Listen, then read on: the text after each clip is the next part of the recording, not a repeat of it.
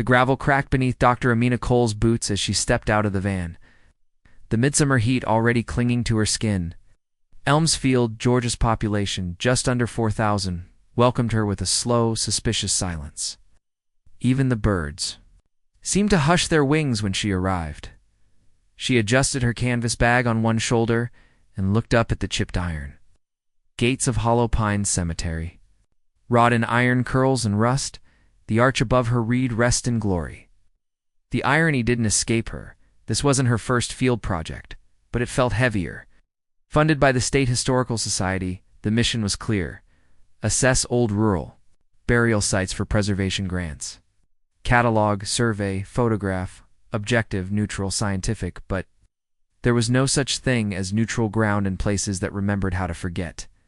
A man from the town's parks, Offiston, sunburnt and monosyllabic, had been assigned to hand over a cemetery map. He didn't shake her hand. "There's ticks in the grass," he muttered, "and copperheads. Stay near the gravel if you can help it." Then he left faster than he came. The grave markers stretched before her like crooked teeth: slate, marble, wood. Some cracked, some leaning. She could read only a few names. The rest had surrendered to moss and wind. But it wasn't neglect that caught her eye, it was intention. The far end of the cemetery sloped toward the woods, where a massive, ancient magnolia tree stood alone, its branches heavy with waxy leaves. Under its canopy, the ground was darker, more sunken. Mina's eyes narrowed. She walked toward it, brushing past shoulder-high weeds and brushing a spider's web from her cheek. The air changed there, thicker, quieter. The tree's shadow fell over a patch of ground that felt wrong. There was no real grave marker, just a chunk of old field stone, buried halfway into the dirt, unshaped, unlettered, no name, no date, just a crude X scratched into the surface. Not a cross, an X deliberate. She crouched beside it. The soil was looser here, shallow, maybe disturbed before. A scent rose from the earth, metallic and sweet, the way old blood lingers long after it dries. But no one else would have noticed. She was trained to. Her fingers hovered over the dirt. It didn't feel like just an unmarked grave. It felt like a warning. She took a photo, then a soil sample, tagging the coordinates on her tablet. Just as she rose, a rustle came from the woods behind her. She turned quickly, nothing but brush. Still, her heartbeat ticked up. Back at the van, she filed the entry. Grave number 204, west quadrant, unmarked, irregular stone marker. Possibly. Non-standard burial? She paused before continuing. Recommend review for potential excavation. Her finger hovered over submit. But something stopped her. This wasn't just another grave dot inside her chest. Attention twisted familiar. Ancestral. Her grandmother used to say the land held memory like scars. You couldn't always see them, but they'd ache when you got too close. She pressed submit. As the sun dipped low, casting the cemetery in gold and copper, Amina took one last look at the tree. A pair of crows perched silently in the branches above the X-marked grave, watching. That night, in her small rented room off Main Street, Amina sat by the window, unable to shake the unease. Her notes, tablet, and soil sample kit sat beside her bed, untouched. In her mind, she replayed the image of the stone, the loosened earth, silence. She opened her laptop and pulled up old burial records for Hollow Pines. As expected, the digital archive was spotty at best, especially for plots past the tree line. No mention of grave number 204, no records of unknown burials. Nothing. Wiped clean or never written at all. Downstairs, a truck engine rumbled past, bass thumping. A moment later, her phone buzzed. Text from Dr. Malcolm Reese, her supervising. Lead back at the university? Make sure to log anomalies. Local politics can get tricky. Be cautious. Amina stared at the message.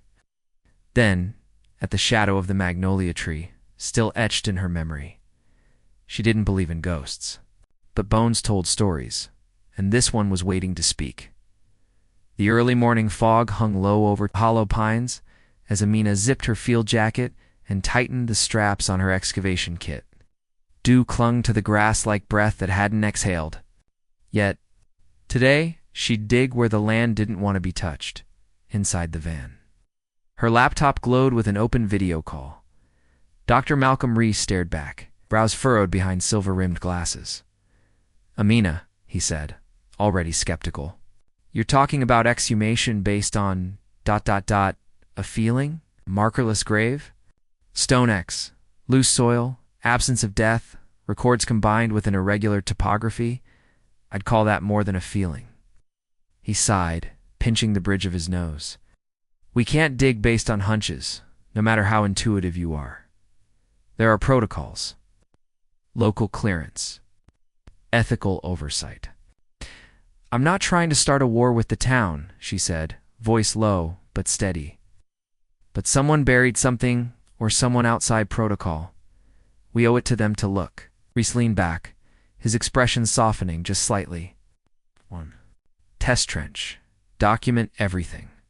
No full exhumation without my review. She nodded. "Thank you," he hesitated. "Be careful down there."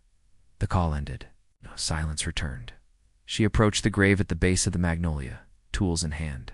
The crows were gone, but the heaviness in the air remained. Using a trowel, she traced the edge of the unmarked stone, brushing away layers of sediment. The soil yielded to easily, less compact than surrounding ground-pour burial technique or rushed. Hours passed. In careful increments. One layer, another.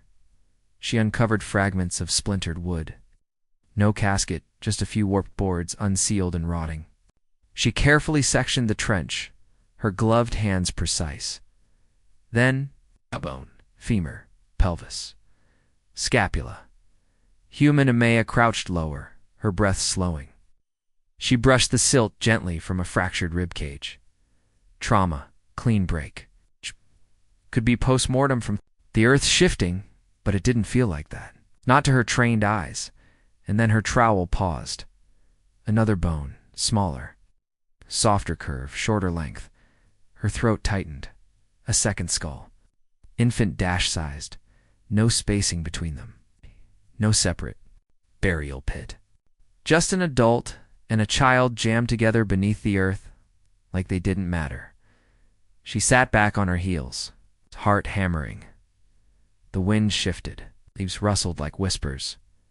Someone had buried a mother and child together. No ceremony. Coffin, just dirt and silence. She cataloged every fragment. Measurements, coordinates. Her hand trembled only once when she dusted off the smaller skull's orbital ridge. The eye socket, so fragile. "This wasn't done by accident," she said quietly, voice recorded for her notes. "This was an erasure." She closed the dig site at sunset, carefully covering the bones with a protective cloth and tarp. The preliminary scan would be run tomorrow. Tonight she needed to write her report and figure out how to live with what she'd just touched. That evening, the motel buzzed with the sound of a neon sign flickering. Amina sat cross-legged on her bed, laptop open.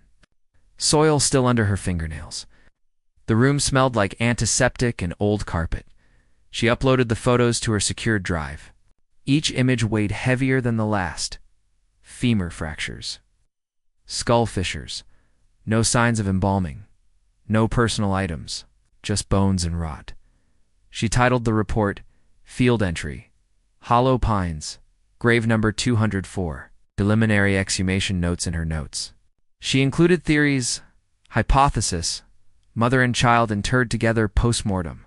Rapid, unrecorded burial. Potential cause, trauma-related death. No coffins suggest exclusion from formal burial practice, possibly due to race, social status, or community stigma. Stop typing. Words weren't enough. Science didn't know how to hold grief. A ping from her inbox. "Reese, got your photos. This is serious. We'll draft emergency request for full analysis. Sit tight. Don't alert locals yet." She closed the laptop. Outside, a group of teens shouted by a pickup truck. One of them glanced up at her window, lingered too long, then laughed. She drew the curtains closed. Later, unable to sleep, Amina walked to the edge of town, past shuttered storefronts, past the diner that never met her eyes. past the courthouse with its Confederate plaque still polished and proud. She needed to see it again, in the moonlight. The magnolia's bark looked like cracked skin. She stepped into the trench and knelt. She whispered, unsure why. "I'm here." The night held its breath, and for a moment, only a moment, she swore the wind carried something softer than silence. Like a lullaby Dash remembered as she stood to leave. Her boot brushed something at the edge of the trench, glinted white another bone. But this one didn't belong to the woman or the child. It was from another body. It's far older. She froze. One. Grave didn't lie. But this wasn't just one. There were more. The fabric was no larger than her palm, but its presence stopped Amina cold. Tangled in the edge of the trench, it clung to the soil like a last breath. Delicate lace, yellowed with age, the weave hands stitched vintage, unmistakably from the mid-20th century. It might have once belonged to a blouse or the edge of a dress. Now it looked like memory, refusing to rot. Amina held it in her gloved fingers, heart thudding. She pressed it into a specimen bag and labeled it Artifact Number 6. White lace fragile, the soil around grave number 204 didn't just hold bones. It held pieces of a life, or maybe several. Lives someone had tried to keep buried. Elmsfield, 1964. Sarah Bell's heels sank slightly into the damp grass as she walked the winding path past. Hollow Pine's southern edge. Borrowed dress hugged her narrow frame, cream-colored with lace. At the sleeves, her hair was curled, pinned, done right. She walked fast. She wasn't supposed to be here. Behind the magnolia tree, a man waited. He wore a suit too fine for this town. His hands trembled. His eyes searched hers with urgency and apology. Sarah didn't cry. She only whispered, "They said if I don't disappear, you'll lose everything." He touched her face. "Shouldn't have to disappear for loving someone, but I will," she said. "For the baby." She pulled something from her pocket, folded paper, and a photograph. "Don't forget." Then she turned, and she never came back. The scent of paper, dust, and lemon cleaner filled the Elmsfield Public Library. It was the next morning, and Amina stood beneath a flickering fluorescent light, scanning decades-old binders with brittle bindings. She'd asked for burial registries and town census rolls from the 60s. What she got was a tight smile and a stack half the size she expected. "Most of our older records are stored elsewhere," said the librarian, a petite white woman with gray curls and a clipped voice. "Fire took some. Blood got others." Amina nodded politely, and the rest. "Archived in Atlanta. State storage. Takes weeks to request. Access." She leaned in, conspiratorial. "You know how these systems are." Amina gave her a dry smile. "Yes, I know exactly how they are." She flipped through the pages anyway. Bell, Sarah Bell. No burial record. No obituary in the 1964 microfilm. No census entry from 1960, even though Sarah had to have lived here. It wasn't absence. It was removal. Erased. The librarian hovered. Nearby, rearranging pamphlets that didn't need rearranging finally, Mina asked, "Was there ever a school teacher named Thomas Avery? Taught high school in the 60s? The woman stiffened just slightly. "That's not part of cemetery research, is it?" "I found something," Amina replied, carefully, "that suggests this isn't just a burial issue. It's a history issue." Da-da-da-da-da-da. Woman's smile returned, but colder. "We don't like to dig up old wounds here, Dr. Cole." "I don't either," Amina said, standing. "But someone already buried them. I just want the truth." Back in her motel room, she laid the lace fragment across her journal page. She pulled out her phone and zoomed in on a photograph she'd taken from a historical newsletter the librarian had reluctantly allowed her to see. It was a school photo from 1962. Fourth row, far right. Sarah Bell, sharp chin, round eyes, and a faint smile that didn't reach her face. The dress she wore had lace at the sleeves. Same pattern. Same style, Amina wrote in her notebook. Sarah Bell, age, approx. 22 at time of death. Possible interracial relationship. Baby. Buried without marker. Likely threatened or killed. To silence scandal. Why isn't she in any record? The motel window? Amina turned back to her laptop. There had to be another way in, another record. If the town had erased her on paper, maybe someone still remembered her off it. A neighbor. A name on a letter. Or maybe something else was still under that tree. She pulled up her excavation notes. There had been a third bone fragment found at the edge of the trench last night. She'd cataloged it quickly and moved on, distracted by the lace. She hadn't examined it closely yet. She retrieved the fragment from the secure sample box. Her breath caught. It wasn't just older than the others, it was charred. Burned bone, not from decomposition, not from soil acidity, from fire. Someone hadn't just buried Sarah and the child. Someone had tried to burn something else. Or someone else. The soil remembered what history tried to forget, and Amina wasn't done listening. The next morning, motel manager avoided Amina's eyes as he slid the newspaper across the counter. Page 6. He mumbled, then walked away. The headline read, "Visiting researcher disturbs historic cemetery below it." A blurry photo of Amina taken from a distance showed her crouched by the magnolia, trowel in hand. The article was vague, but the intent wasn't. Words like outsider, controversial, and cultural interference pulsed between the lines like warnings. No mention of the bones, just concern for heritage. Amina folded the paper neatly and placed it in her bag. She didn't flinch. She didn't blink. But when she walked into the diner that afternoon, the silence clung like smoke. A waitress, a woman well into her 70s, her apron yellowed with time, approached slowly. Her eyes scanned Amina's face with a tight, unreadable expression. "I'll bring your coffee," she said, setting down a menu she clearly had no intention of letting Amina touch. "Black, I assume." Amina met her gaze. "Sure." The woman leaned in just slightly, dropping her voice. "Some folks in this town don't take kindly to digging, especially not from those who don't know what ought to stay buried." Amina held her stare. "I'm not looking to disturb the dead," she said quietly. "I'm trying to respect them." The woman straightened, one hand on her hip.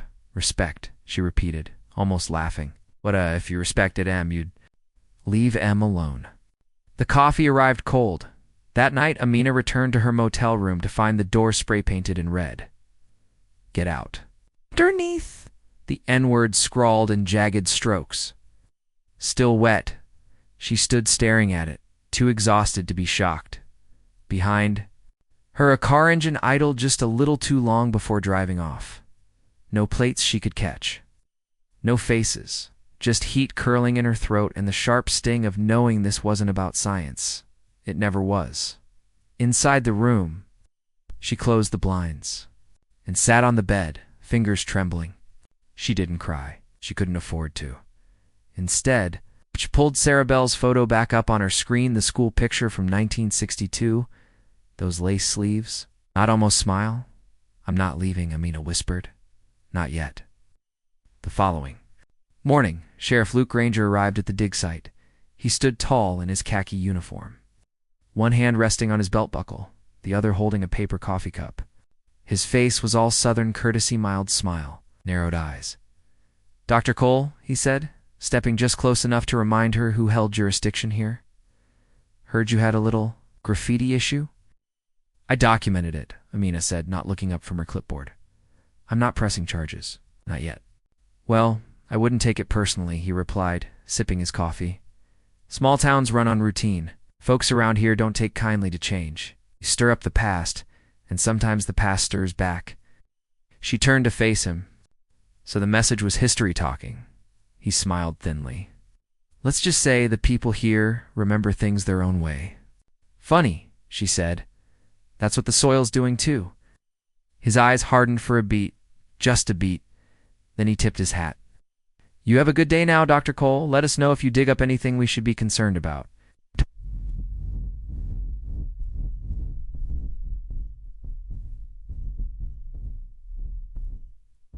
As he walked away, her shoulders tightened. He hadn't said she couldn't keep working, but the air around his words had done the job for him. Later that evening, Amina returned to the trench alone. The sun sank low, bleeding gold and rust across the cemetery. She knelt by the bones, now partially uncovered, carefully brushed, and marked. She spoke softly, barely above a whisper. Sarah, I don't know if this is justice yet, but I promise I see you. In the quiet, a gust of wind stirred the magnolia leaves. Something old, something tired. But not angry. The wind wasn't the only thing shifting. Amina placed the lace fragment beside the small skull for one. Last photo, the lens clicked. Some stories refused to stay silent. The knock came just after dusk. Amina had just returned from another long day at the trench. Her back aching, boots still dusted with Georgia clay. She opened the motel door cautiously, the memory of the graffiti still fresh behind her eyes. A boy stood. They're 16, maybe 17. Skitty frame, copper-toned skin, hoodie pulled low. His sneakers were caked with red dirt, and his eyes darted to the corners of the hallway like he wasn't sure he should be here. You're the bone doctor, right? He said. Amina blinked. Excuse me? The archaeologist? The one who found the ... stuff. She kept her voice steady. Who are you? He held something out to her. A thick leather-bound book, dusty edges, frayed. Clasp cracked from age. I think this belonged to her, he said. To the woman you found. Amina stepped back. Come in. Inside, the boy sat on the edge of the chair by the window, knees bouncing nervously. He introduced himself as Jacob Latimer, said his grandmother had passed a few weeks ago. I've been helping clean out her house. In the attic, under this loose board, there was this box, a time capsule or something. Inside the box, a brooch, a church bulletin from 1963, and the journal. I wasn't going to say anything, he continued, but then I saw the article, and the name. Sarah Bell. It was written inside the front cover. Amina's fingers trembled as she opened it. The pages were yellowed but legible, the handwriting small and neat like someone used to being careful. She read the first line aloud. If anyone finds this, it means they dug deep enough to care. March 14th, 1964, he walks me home through the long path, never touching me when anyone can see. I pretend not to care, but I do. It's not Shamit's survival, Mama says white. Boys don't marry black girls. They disappear us instead. But Thomas isn't like the others. ... Izzy Amina flipped forward. April 2nd, 1964, they saw us. At the edge of the clearing, near the school, Mr. Fuller's son shouted something awful. Thomas turned pale, said we have to stop seeing each other just until things calm down. But there's something I haven't told him. I'm late. Real late, May 18th, 1964. Someone left a note under Mama's door. She cried all night, but never said why. I think she already knows. I wish I could run. But where would I go with a baby coming and no one? On my side, but a man who's scared to say my name in daylight? Mina swallowed. Her chest felt tight, like the pages were pulling air from the room. Jacob spoke up, voice quiet. My grandma never talked about that time. But I remember hearing her cry when certain songs came on the radio, like Nina Simone, Billie Holiday. Amina glanced up. Do you think she knew Sarah? He shrugged. In a town this small? Knew everyone. The last entry stopped abruptly. June 3rd, 1964. I'm not sleeping. They're watching the house. Mama said if I leave tonight, they won't follow, that they only want me gone. I packed the dress with the lace. I'll meet him by the tree. He promised he'd help me leave. I believe him. I have to. That was it. No goodbye. No signature. Just a blank page after that, like silence had. Fallen fast and final. Amina closed the journal with shaking hands. She was going to run, she whispered. She was in love, pregnant, scared, and she trusted him. Jacob's jaw tightened. That's how people disappeared around here. No gunshots, no trials, just shadows. Amina looked over at him, surprised by the quiet intensity in his voice. You've thought about this before? I've felt it, he said. My dad's white. My mom's black. Some folks think that's progress. But I see the way people look at us like we're unfinished stories. A pause settled. He added, I want to help, if you need anything. Amina nodded, the weight of the journal anchoring her chest. I'll need more than help. I need to find someone who remembers her and someone who made her disappear. That night, she photocopied every page of the journal, scanned and backed it up 3 times. Each word of Sarah's bled with urgency, longing, and dread. This wasn't just a buried body. It was a buried truth, one the town had chosen to forget. But the cracks were showing now, and someone still alive had to know the rest of the story. As Amina prepared for bed, her mind kept circling the name Sarah had written, Thomas. She remembered the yearbook. The white schoolteacher circled in red, the one the librarian said had disappeared from records. Maybe he hadn't disappeared at all. Maybe he was still here, just like the memories old, hidden, waiting to be asked. The photo lay beneath Amina's notebook, its surface faded and scratched. With time, a 1962 faculty portrait, 20 faces lined up in starched shirts and tight smiles. 3rd row, far left, a young white man, slender, sharp-jawed, tie crooked, Thomas Avery. The red circle around his face had been made in ball-pointing Sarah. Belle's hand, most likely. There was something hesitant in his expression. Not quite a smile, not quite fear, like he knew he didn't belong in the frame. Amina stared at it, feeling the shape of Sarah's longing between the lines. She found Ms. Winslow at the high school, now a drafty administrative building with peeling paint and floors that creaked like secrets. The woman, a retired teacher turned local historian, wore a string of pearls and suspicion like armor. I don't know what you think you're digging into, Ms. Winslow said, crossing her arms. But Thomas Avery was dismissed over 50 years ago? Nothing scandalous. Just inappropriate conduct. Amina raised an eyebrow. Inappropriate? How? Winslow hesitated. He blurred lines. Spent too much time with students outside of class.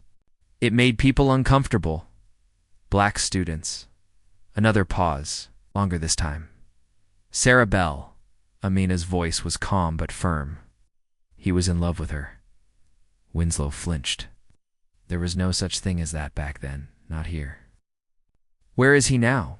Winslow exhaled like it cost her something. He's in Oak Hollow Care Facility. Dementia doesn't say much. Lives in the past mostly, good, Amina said, standing. That's where I need to go. Oak Hollow smelled of antiseptic and linen. Amina walked slowly past faded murals and muted TV screens. A nurse led her to room 108. Inside, a thin man sat in a recliner by the window. His white hair was combed neatly, his frame swallowed by a sweater. His eyes were pale, unfocused, but when Amina said Sarah's name, he flinched. His fingers twitched on the armrest. His lips trembled. Sarah Bell, she said gently, kneeling beside him. Do you remember her? He blinked. A tear slipped down his cheek. Lace, he murmured. Magnolia tree. Told her to wait there. I didn't. Amina reached for his hand. It was cold, but he didn't pull away.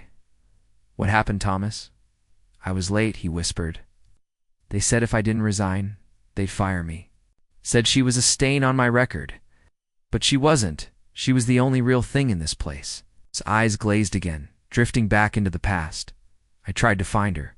Went to the tree. Just lace. Just ... Gone. Amina's throat tightened. They threatened her. She thought she had to run. I would have gone with her, he said, voice breaking, but I didn't know. They sat in silence, the hum of the fluorescent light like static between generations. Then he turned to her suddenly. Did you find her? Amina swallowed. Yes. He nodded once. Tell her I never stopped looking. Outside, the sky was darkening. Amina sat in her car, watching the wind bend the trees. Sarah had waited under that magnolia, believing in a promise. Believing love would be enough. It hadn't been now. Decades later, Amina was the one answering. But justice needed. More than answers, it needed proof, and someone had gone to great lengths to erase it. The county records office was buried beneath decades of dust and silence. Amina stood at the counter as the clerk, an older man with nicotine-stained fingers, scanned her request with the enthusiasm of a brick. You said Sarah Bell? He asked flatly. Yes, died sometime in 1964, possibly June or July. He disappeared behind a rack of file drawers, shuffling paper like it owed him something. Minutes ticked by. When he returned, he held a thin manila folder. "Found it," he said. "But it's not much." She opened it carefully. A single page certificate of death. Belle, Sarah Louise. Date of death, July 9th, 1964. Age, approx. 22. Place of death, Elmsfield. Exact location not listed. Cause, next of kin. No medical examiner's note. No attending physician. No burial record. Just a name. And silence. Amina felt the weight of it, how something could exist on paper and still be invisible. "How is there no cause of death?" she asked aloud. The clerk shrugged. "Wasn't uncommon, especially ... back then." She stared at him. He didn't elaborate. Back then meant black. Meant unimportant. Meant erased. She took a photo of the certificate and slid it back. Later, she drove to the south end of town, where dirt roads turned to gravel, and homes sat quiet beneath the heat. She found Miss Eunice in a wooden house with faded shutters and hydrangeas growing wild out front. The old woman met her at the door with cautious eyes. "I ain't talked about that girl in 50 years, she said. Amina offered no judgment. "Just the truth. I found her," she said softly. "She deserves to be remembered right." Miss Eunice hesitated, then stepped aside. Inside, the walls were lined with photographs. Family, church gatherings, black and white portraits that felt like they watched from the past. Amina sat across from her at a sun-faded kitchen table. "I was the one who first knew," Eunice said after a long silence. "Sarah came to me crying, said she missed her period and didn't know who to tell. Her mama would have died from shame. She was pregnant," Amina said. Miss Eunice nodded. She was so scared. Not because of the baby, but because of who the father was. A white man? In Elmsfield? She said they'd kill her before they let that child be born. Tears welled in the corners of her eyes. I told her to leave, told her to go north. I even gave her money. She promised she would. But she didn't make it. "No," Eunice said, voice cracking. "They got to her first." Mina reached into her bag and pulled out a photograph of the lace fabric and the two skulls. "Miss." Eunice's hand flew to her mouth. "The smaller one," Amina said gently, "was likely a fetus." "She was about 6 months along," Eunice whispered. "They buried them like animals. No records, no obituary, just a blank line where her cause of death should have been." The old woman nodded slowly. Cause of death was being a black girl who loved wrong. They sat in silence. Nothing left to explain. Amina stood. "Thank you. You're the first person to tell the truth." Eunice looked up, her eyes fierce despite age. "Yes." "Then make sure it don't stay buried." Back at her motel, Amina laid out everything. The journal, the death certificate, the forensic scans, the photo of Thomas Avery crying. One puzzle piece remained. Who filed the certificate? She scanned the document again. At the bottom, in faint type, "Filed by Sheriff's Office, Elmsfield, GA. Witness, L. Granger." Her breath caught. Sheriff Luke Granger. The same man still in charge? Still watching? Still deciding what stayed hidden? The town hall smelled like floor wax and old anger. Folding chairs scraped across, linoleum as townsfolk trickled in faces familiar and foreign. Some came out of curiosity, others out of defense. Amina stood at the front. The projector screen behind her, casting shadows against wood-paneled walls. She took a breath. "Thank you for being here. What I'm about to share may disturb you. But history doesn't ask for comfort, it asks for truth." She clicked to the first slide. An image of the grave, the X-marked stone. The bones. Grave number 204 was never registered. Inside were the remains of a young black woman and a fetus, buried without ceremony, coffin, or record. Murmur rippled. A murmur rippled through the crowd. Amina continued. Slide after slide photos of the journal, the lace, the death. Certificate with no cause listed. Then she showed the last page. Sarah was pregnant by a local school teacher, Thomas Avery. They planned to leave together, but she vanished. He was dismissed. Her family erased. Her body buried at the edge of town like a secret. A voice from the crowd cut in. How do we know any of that's true? Another man shouted. We protect our own. We don't need outsiders. Making a mess. Amina raised her voice. This isn't about blame. It's about restoration. About dignity for a woman who was silenced. Sheriff Granger stood at the back, arms folded. I'm going to ask you to stop there, Dr. Cole, he said evenly. You've upset enough people. This town doesn't need division. Amina stepped toward him. Division didn't start tonight. Started when Sarah was buried without a name. He moved closer. The people here deserve peace, not spectacle. At that, Jacob stood. All heads turned. I found her journal, he said, voice trembling, but loud, and I'm going to read it. He opened the photocopy in his hands and began. June 3rd, 1964. I'm not sleeping. They're watching the house. Mama said if I leave tonight, they won't follow, that they only want me gone. I packed the dress with the lace. I'll meet him by the tree. He promised he'd help me leave. I believe him. I have to. His voice cracked on the last line. Silence fell over the room like dust settling after a storm. An older woman in the back dabbed her eyes. A younger man shook his head, jaw clenched. Jacob looked around. That's all she got to say before she was gone. Now she finally has someone saying it for her. Granger didn't speak. Neither did anyone else. For a long, heavy moment. It was only the wind rattling the windows. Then someone stood. The elderly waitress from the diner. She crossed her arms, eyes narrowed. We knew, maybe not the whole story, but we knew something bad happened, and we chose to forget. She turned to Amina. So what now? Amina looked out at the roommat. The tangled web of guilt, silence, and truth laid bare. We hold a reburial, she said, with her name, her story, her child. A few nodded. Others looked away, but no one shouted. The fire was still there, smoldering, but now it was heat for change. Outside, dusk pressed against the windows. Inside, something cracked open, and in that space, Sarah's voice finally lingered. The morning sky opened with a hush.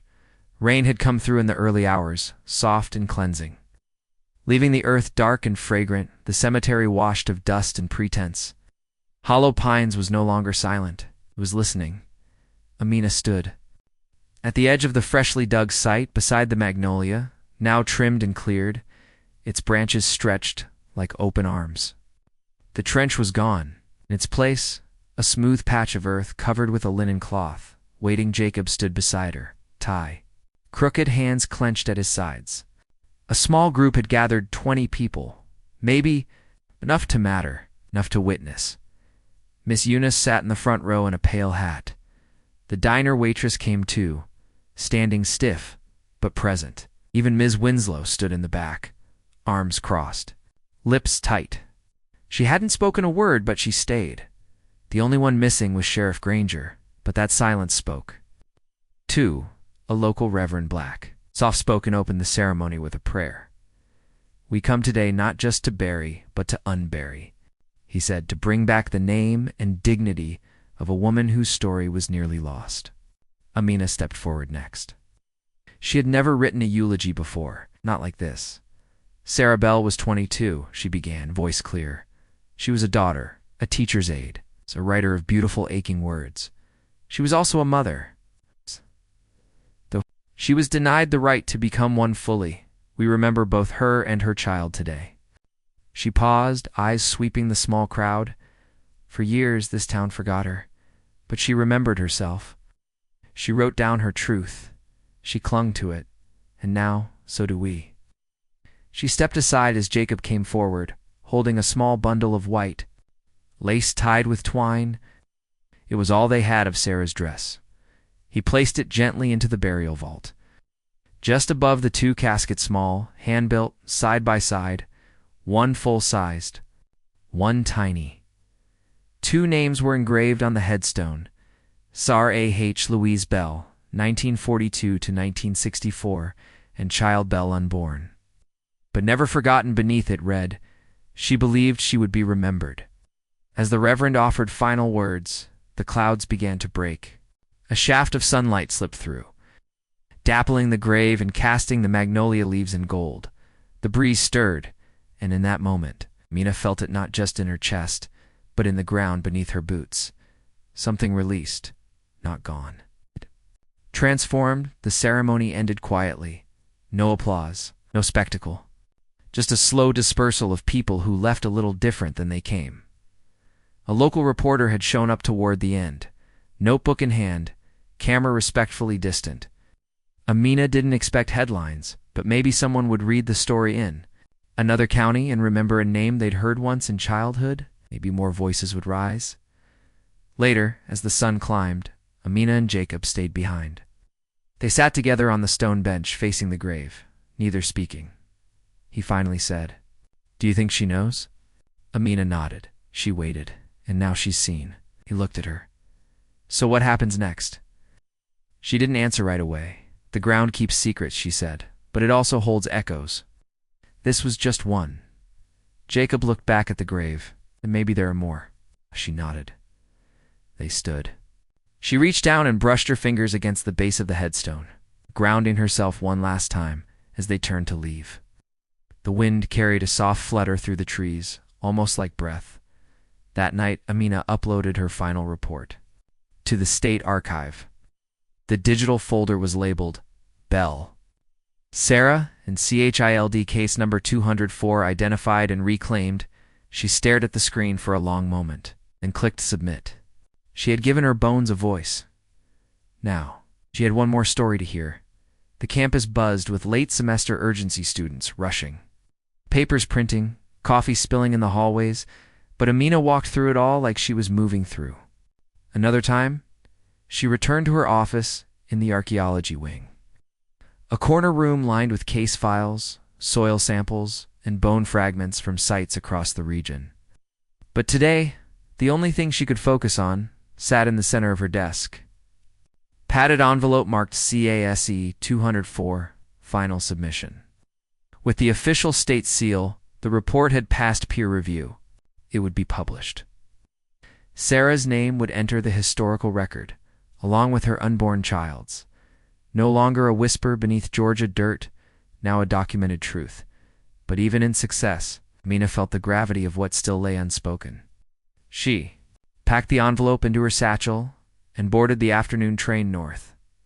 Her grandmother's house sat just outside Baltimore, in a quiet neighborhood filled with trimmed hedges and porch swings that creaked gently in the breeze. Amina hadn't visited in months, maybe longer. Not since before Elmsfield. She found her in the kitchen, humming softly as she shelled peas into a bowl. The window cracked to let in the spring air. "You're early," her grandmother said without turning. "I felt it in my bones this morning." Mina smiled, stepping in to kiss her cheek. "Thought you might want company today." Her grandmother sat down slowly, her movements deliberate. Her hands were thin, veined, but steady. They ate in near silence, the kind that only decades of knowing can make comfortable. Afterward, they sat on the back porch, the sun casting long shadows across the yard. "I want to tell you about someone," Amina said. Her grandmother glanced at her, but didn't speak. Her name was Sarah Bell. She lived in Elmsfield. She was 22 when she died, pregnant, in love with a man the town didn't want her to be with. The air shifted. "I found her," Amina continued. "They buried her in an unmarked grave. No death record. No funeral. Just a blank space where her story should have been." Her grandmother's hands folded tightly in her lap. "We gave her a proper burial," Amina said softly. "A headstone. People came. They listened. And some of them just a few remembered." The silence between them was thick.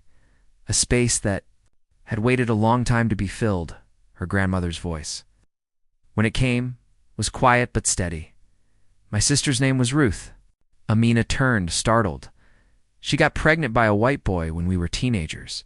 He swore he'd take her away, said he'd protect her." A long pause. "They found her in the river 2 weeks later." Mina felt her throat close. They told. "Mama, it was an accident," her grandmother went on. "Said she slipped, but I saw the bruises, and I knew. We left Georgia a month later."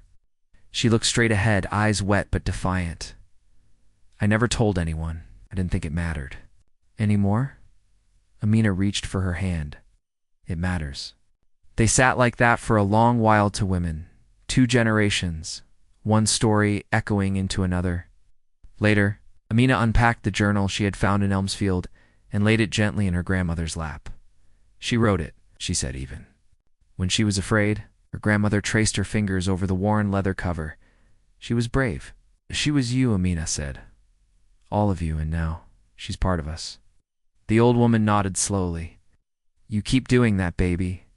Girl, keep unearthing what they tried to bury. Amina smiled, eyes burning.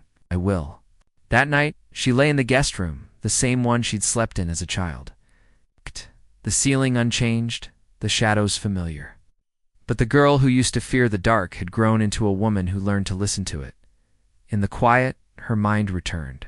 To the magnolia tree, to Sarah, to the soft wind that followed every truth she uncovered. Sarah's voice, though gone, still lingered, not just in bones or journals or gravestones, but in the breath of those who refused to forget. Weeks later, the article was published. Not in a flashy journal, but in a respected one. The title read, Unmarked, Not Unseen. The Reclamation of Sarah Bell by Dr. Amina Koland in classrooms and libraries. In archives and on podcasts, people began to say her name. Not just Sarah's, but Ruth's and others. The ones whose names still waited in silence. Because the past doesn't rest easy, and sometimes the deepest. Truths aren't found in textbooks or footnotes, but in the soil, waiting for someone brave enough to dig. Subscribe and press the bell icon so that you never miss the amazing video.